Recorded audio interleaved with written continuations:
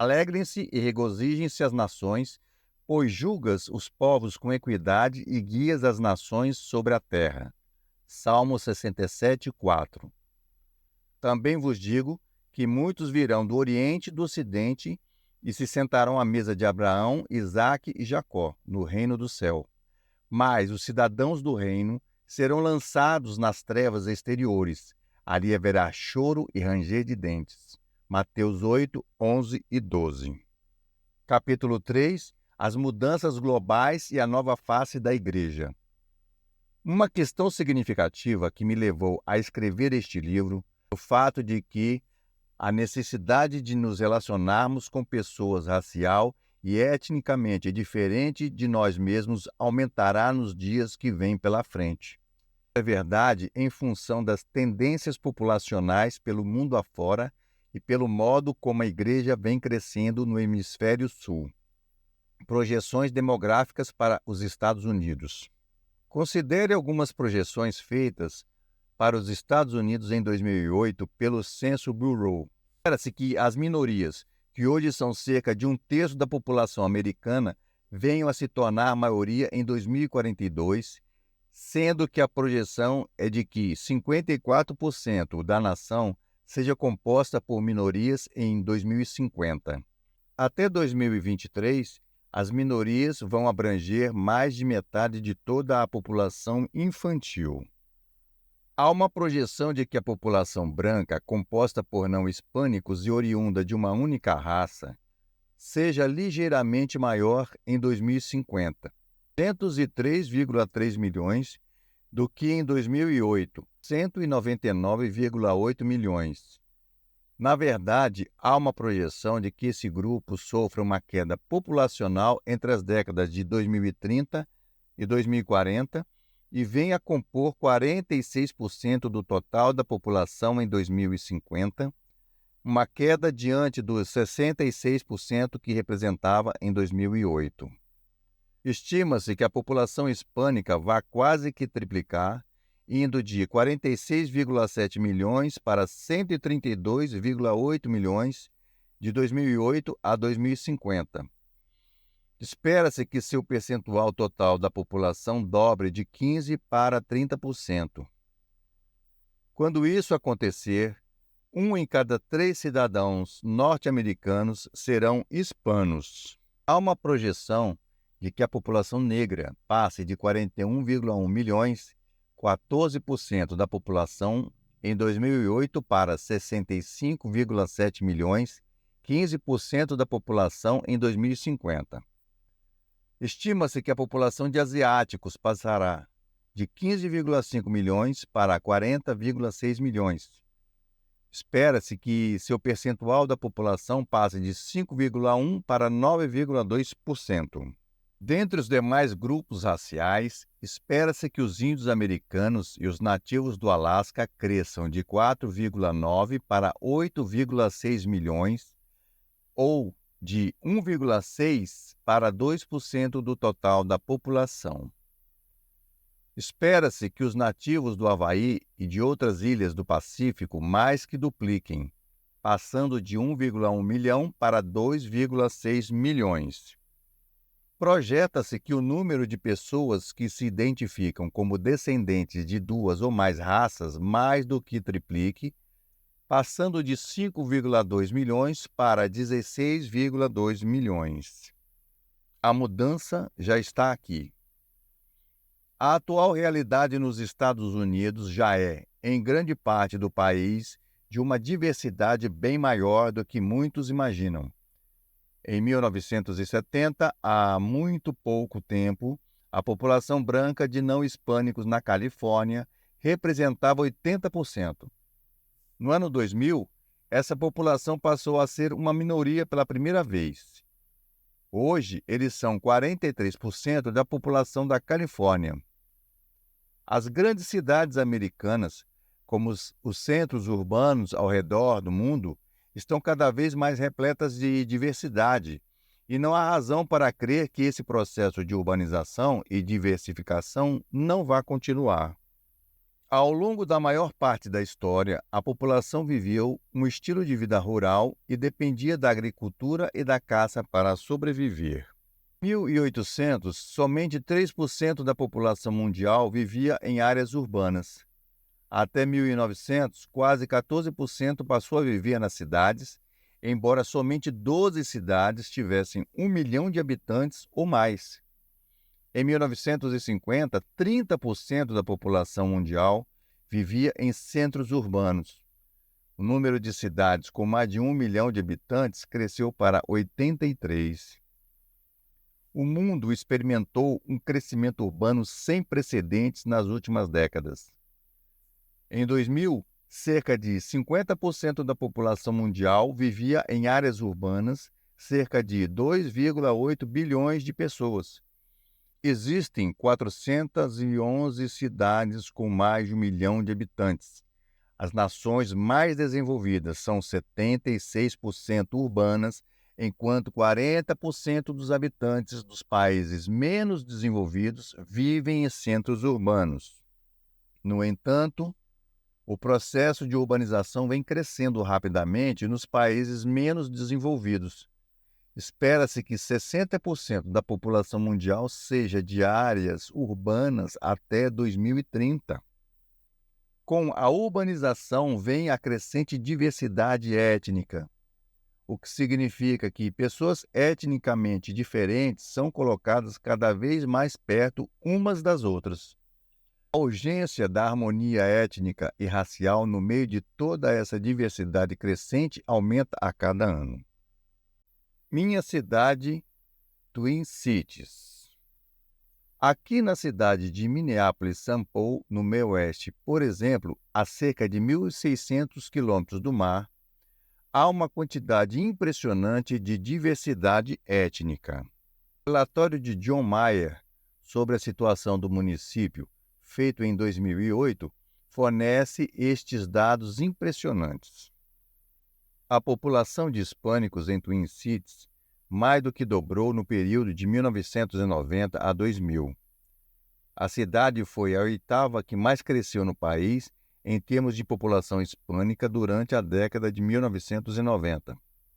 Essa cidade foi também, na década de 1990, a nona cidade que mais cresceu em termos de população asiática. 13 mil estudantes internacionais vivem em Twin Cities. 10 mil são estudantes universitários e 3 mil são estudantes de segundo grau que estão fazendo intercâmbio. Na região de Twin Cities, são falados 200 idiomas diferentes. No sistema de metrô de Twin Cities, as passagens são vendidas em 4 idiomas diferentes: inglês, espanhol, somali, hmong, idioma falado pelos habitantes das regiões montanhosas ao sul da China e regiões adjacentes do Vietnã, Laos e Tailândia. O bairro em que moro, Phillips, fica na zona sul de Minneapolis.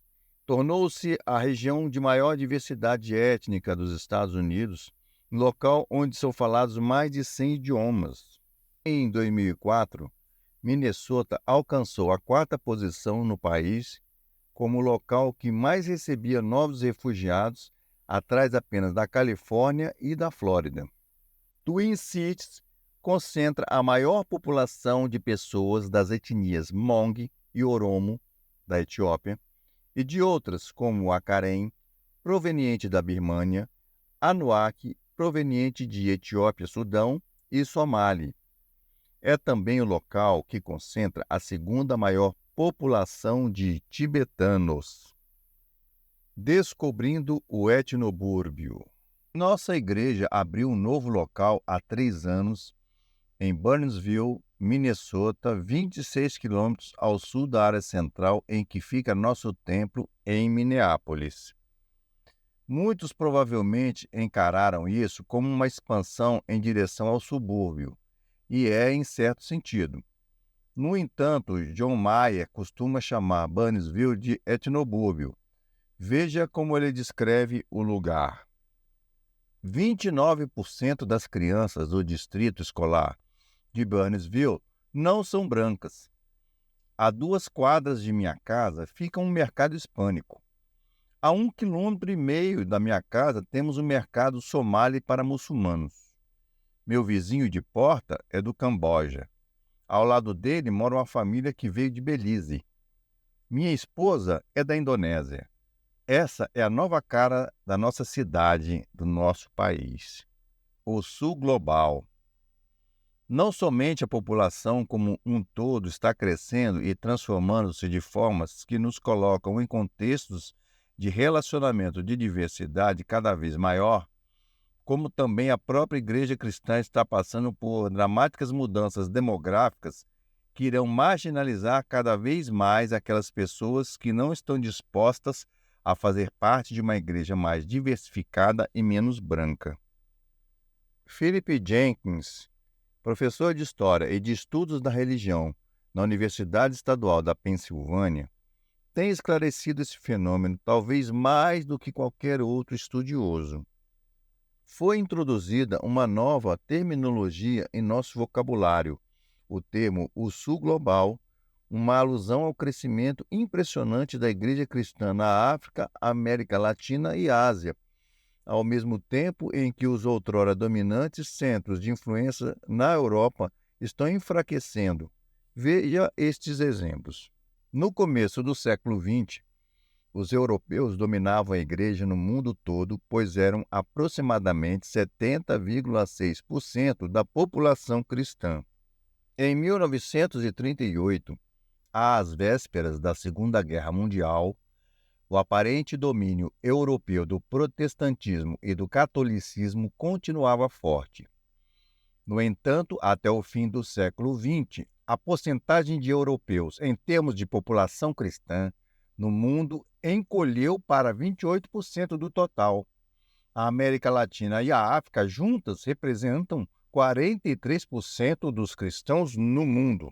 Em 1900, a África tinha 10 milhões de cristãos, o que representava cerca de 10% da população.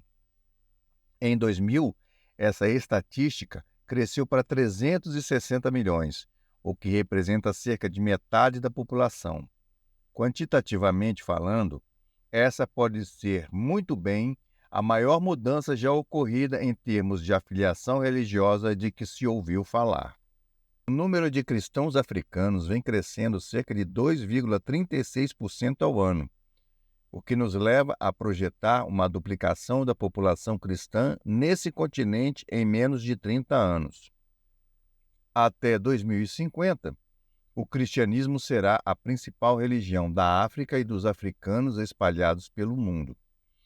Até lá, haverá cerca de 3 bilhões de cristãos no mundo e a população dos que serão brancos e não latinos que estará entre 1/5 e 1/6 do total. Na Conferência de Lambeth, em 1998, o mais alto corpo consultivo da Comunhão Anglicana, 224 dos 735 bispos eram da África, em comparação com apenas 139 provenientes do Reino Unido e Europa. Os anglicanos da Nigéria relataram ter 17 milhões de membros batizados contra 2,8 milhões nos Estados Unidos. Para que tantas estatísticas? Tenho 4 razões para apresentar essas estatísticas sobre urbanização, diversidade e mudanças na Igreja Global. Primeiro, espero que elas tornem mais humildes a nós, pessoas de pele branca que presumiram determinado domínio da situação por um longo tempo. Essa mentalidade está desaparecendo e, se a Deus aprouver nos humilhar sob sua sábia e poderosa mão, gostaríamos de nos regozijar com tremenda alegria. Em segundo lugar, espero que essa nova realidade étnica leve nosso coração a querer conhecer e amar nossos irmãos e irmãs cristãos que são etnicamente diferentes de nós e nos torne genuínos parceiros deles, ansiosos e prontos a participar a seu lado dos grandes desafios missionários que temos diante de nós. Em terceiro lugar, Oro para que a diversidade étnica e racial cada vez mais próxima nos faça mergulhar mais fundo na graça do Evangelho, de modo que nossas raízes se fortaleçam quando as mudanças parecerem avassaladoras ou mesmo ameaçadoras. Dessa forma, oro para que possamos cada vez mais dar os frutos do Evangelho na busca dessa diversidade e harmonia étnica que exalta a Cristo. Foi por isso que eu escrevi este livro.